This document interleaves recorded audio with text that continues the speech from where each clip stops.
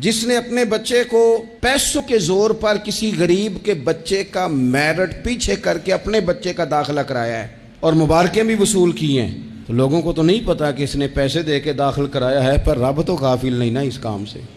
اللہ کو تو پتا ہے۔ جس نے اپنے بچے کی نوکری بہت سارے لوگوں کا میرٹ پیچھے کر کے پیسے اور سفارش کے زور پر کرائی ہے، تو مالک کو تو پتا ہے۔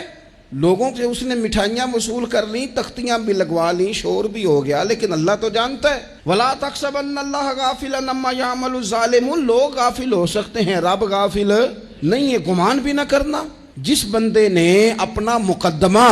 وکیلوں کی فیسوں کے زور پر جیت لیا ہے اور غریب کچہری سے نکلتے وقت کہہ رہا تھا کہ غریبوں کو انصاف نہیں ملا کرتا، تو چلو اخبار میں تو خبر تیری فتح کی آ گئی، پر رب تو غافل نہیں ہے نا، ایک عدالت قیامت کے میدان میں بھی تو لگے گی نا۔